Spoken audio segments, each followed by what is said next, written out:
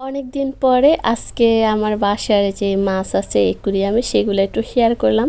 দেখলাম ওরা খুব সুন্দর করে খেলাধুলা করতেছে আর খাচ্ছে, সেজন্য একটু ভিডিও নিলাম এবং শেয়ার করলাম। হ্যালো এভরিওয়ান, আসসালামু আলাইকুম। কেমন আছো তোমরা সবাই? আশা করছি আল্লাহর রহমতে তোমরা সবাই অনেক ভালো আছো। আমি আলহামদুলিল্লাহ বেশ ভালো আছি। যে যেখান থেকে বসে আমার আজকের এই ভিডিও দেখছো, যদি ভিডিও ভালো লাগে অবশ্যই একটা লাইক দিয়ে ভিডিও দেখতে শুরু করবে। আর নতুন বন্ধু হলে অবশ্যই চ্যানেলটা সাবস্ক্রাইব করে দিবে। আজকে রেসিপি করব ইলিশ মাছের, দুইটা রেসিপি করব, একটা বেগুন দিয়ে, একটা আমার ছাদ বাগান থেকে নিয়ে আসা পুঁই শাক দিয়ে। তো দেখতে থাকো, আজকের কিন্তু অসম্ভব সুন্দর একটা ভিডিও। আশা করছি তোমাদের ভালো লাগবে। আর ভালো লাগলে ওই যে কি করতে হবে, অবশ্যই কিন্তু লাইক দিয়ে ভিডিওটা কন্টিনিউ করতে হবে। এখানে সকালবেলা আমরা নাস্তা খাচ্ছি, আর ওই যে মাছের ভিডিওটা কালকের ছিল, তো আমি এখানে একটু শেয়ার করে দিছি। আজকে বাবুর ঘুম ভাঙছে একটু দেরিতে। আমরা খাবার এনে আর কি খাওয়া শুরু করছি, একটু আগে সে উঠছে।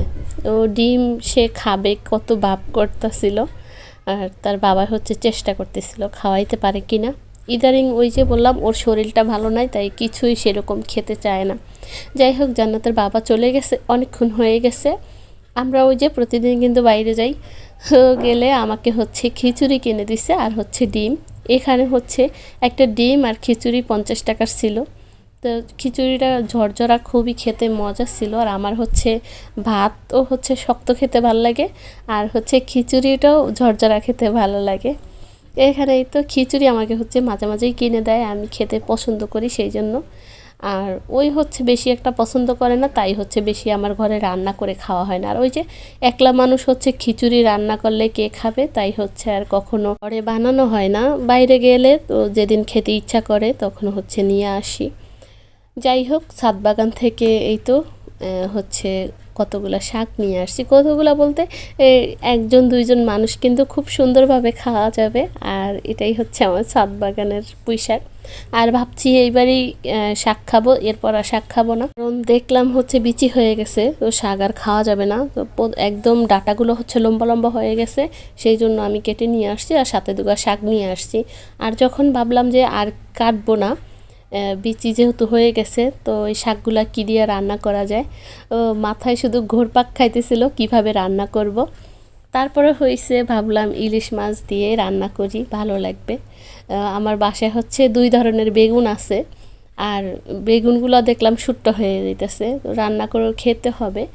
আমি কখনো খাইনি, আজকে প্রথমবার রান্না করব শাক দিয়ে বেগুন দিয়ে ইলিশ মাছ। এটা একদম প্রথমবার, মানে এই দুইটা জিনিস এক করে রান্না করা। আলাদা আলাদা খেয়েছি ঠিক আছে, কিন্তু একসাথে খাইনি, আজকে প্রথমবার। কিন্তু এত মজা হয়েছে কি বলবো, দারুণ মজা হয়েছিল রান্না করার পরে। যাই হোক, কীভাবে রান্না করি সেটা তো অবশ্যই শেয়ার করব। আর তার আগে এই যে কেটে কুটে নিলাম, তারপর রান্না করতেছি। আর কেটে কুটে নিয়েছিলাম আমি দুপুরবেলা, আর এটা সন্ধ্যার পরে। এখন থেকে তো আমি সন্ধ্যার পরেই রান্না করি, শাশুড়ি মা যখন আসবে তখন আবার আমার দুপুরবেলা রান্না। ওই যে আজকে যে এই তরকারিটা রান্না করি না, ওটা কি আমার অনেকটা তরকারি রয়ে যায়, দেখা যায় দুপুরবেলা আমার আর রান্না করতে হয় না। আসলে কতগুলো রান্না করে অপচয় করব, সেটা নষ্ট হবে, আসলে সেটা একদমই কাম্য না। সেই জন্য আমি এই যে রান্নাটা করি সেটাই দুপুরবেলা হয়ে যায়। আমি শুধু দুপুরবেলা ভাত রান্না করি, আর যদি দু একদিন তরকারি রান্না করা লাগে রান্না করি, যেদিন না লাগে তো করি না। যাই হোক, এখানে মাছটাও সুন্দর করে কেটে কুটে নিয়ে নিছি। তারপর ডিম ভিজিয়ে রাখছিলাম, অনেকক্ষণ হয়ে গেছে, দেখলাম নরম হয়ে গেছে। এখন ডিমগুলোও ধুয়ে রাখতেছি। কালকেও ডিম নিয়ে আসছে, আজকেও ডিম নিয়ে আসছে। আর ওই যে ডিমটা একটু লাগে বেশি, ইদারিং জান্নাতের বাবাও ডিম খাওয়া শুরু করছে, আর বাবু খায়, আমিও মোটামুটি খাই, সেই জন্য এখন আবার ডিম বেশি আনা শুরু করছে। এই তো কেটে ধুয়ে রাখা ইলিশ মাছগুলা এখন একসাথেই করে আমি একটু লবণ, হলুদ, মরিচ এগুলা দিয়ে একটু মেখে নিচ্ছি, সুন্দর করে একটু কড়া কড়া করে ভেজে নেব। আর একদিন আমি একটু কম ভেজে নিছিলাম ইলিশ মাছগুলা। সেদিন জান্নাতের বাবা বলল যে আজকে মাছটা বেশি একটা ভাজও নাই, তাই না, এরকম করে। তার সব কিছু মাছ একটু কড়া করে ভাজতে হয়। যাই হোক, এই তো ভাজতে দিয়ে দিতেছি মাছগুলো সব। আর আজকে একটা মাছ একটু বড় সাইজের ছিল, তো দুইটা তরকারি কিন্তু আবার সুন্দরভাবে রান্না করা হয়ে গেছে, যেহেতু অল্প অল্প তরকারি ছিল, বেশি না। আর দুইজন মানুষ, বেশিগুলো এমনিতেই তরকারি রান্না করলে সব কিছুই আমার বেশি হয়ে যায়। যত কম রান্না করি তারপরও দেখি বেশি হয়ে যায়, না খাইলে যে অবস্থা হয় আর কি। হ্যাঁ, এই তো তারপরে গোল বেগুন কেটে নিচ্ছি, একটু অল্প কাটা মাছ দিয়ে ভুনা করব। আর হচ্ছে এই যে কাটা কোটা আছে, মানে ছোট এক পিস মাছ, লেজা, এগুলো দিয়ে হচ্ছে বেগুন আর পুঁই শাক রান্না করব। তো একসাথে একটা মাছ দিয়ে আমার হচ্ছে দুইটা রান্না হয়ে গেছে। এখানেই তো এই গোল বেগুনগুলো একটু ভেজে নিচ্ছি, বেগুন দিয়ে ইলিশ মাছ দিয়ে যে ভাজা করব, এই তো সেই জন্যই এই গোল বেগুনগুলো একটু ভেজে নিলাম হালকা করে, আর একটু তেল বেশি দিয়েই ভেজে নিছি।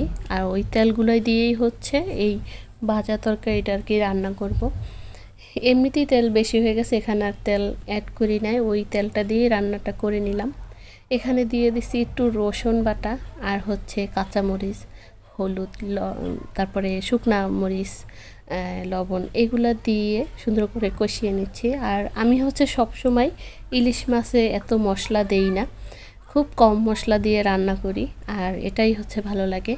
ইলিশ মাছে দেখা যায় ধইনা পাতা, জিরার গুঁড়া, এগুলো দিলে ইলিশ মাছের যে একটা ঘ্রাণ থাকে, অনেক সুন্দর একটা স্মেল থাকে, ওটা না চলে যায়, সেই জন্য আমি এগুলো কখনোই দেই না।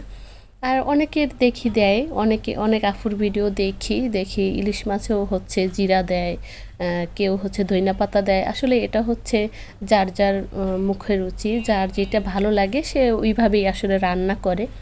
আমি যেইভাবে রান্না করি ওইভাবেই আসলে শেয়ার করি, এই আর কি। তো আমার রান্না এক একজনের পছন্দ নাই হইতে পারে, তো ওইটা কোনো ব্যাপার না, আসলে যেভাবে আমি রান্না করি সেটাই হচ্ছে শেয়ার করি। যাই হোক, ওই যে সবসময় কিন্তু বলে থাকি, আমি আসলে যেই তরকারিগুলো রান্না করি কেউ এখনও বলে নাই যে আমার তরকারি রান্না খারাপ হয়েছে, মজা হয় না, এটা কখনো বলে নাই। এই তো রান্না কিন্তু হয়ে গেছে, এখানে এটা উঠিয়ে নিলাম, আর হচ্ছে এখন শাক রান্না করে নিব। এই তো এখানেও হচ্ছে সেম, আমি হলুদ, মরিচ, লবণ, তেল, যা যা আর কি লাগে সব কিছু দিয়ে মশলাটা সুন্দর করে কষিয়ে এখন হচ্ছে বেগুনগুলো দিয়ে দিলাম। আর হচ্ছে আমি মশলাটা খুব সুন্দর করে কষিয়ে নিছি, তাই বেগুন আর এত বেশি একটা কষাতে হবে না। এখন হচ্ছে শাকগুলো দিয়ে দেব, দিয়ে ঢাকনা দিয়ে দিলে একদম সুন্দরভাবে হয়ে যাবে। হ্যাঁ, যাই হোক, আজকে কিন্তু অন্যরকম একটা ভালো লাগতেছিল, আসলে নিজের লাগানো কিছু, সেটার থেকে আবার শাক নিয়ে আসা, রান্না করা, ওইটার একটা আনন্দই আসলে আলাদা। আমার কাছে তো বেশ ভালো লাগে। আর আমার প্রিয় আফুদের কাছে কেমন লেগেছে অবশ্যই কিন্তু কমেন্ট করে জানাবে আজকের ভিডিও কেমন ছিল। আমার কাছে হচ্ছে আসলে এই শাকটা তো মানুষ অনেকেই মনে করবে পুঁই শাক, এমন আবার কি ব্যাপার আছে, আসলে ব্যাপার হলো একটাই যে আমি কিছু একটা লাগিয়েছি ঢাকা শহরে থেকে, ওইখান থেকে আবার হচ্ছে রান্না করে খাচ্ছি, একটা ব্যাপার অন্যরকম, সেই জন্যই আসলে ভালো লাগা। যাই হোক, এই তো হয়ে গেছে প্রায়, এই যে কাটাকুটা একটু দিয়ে দিছি।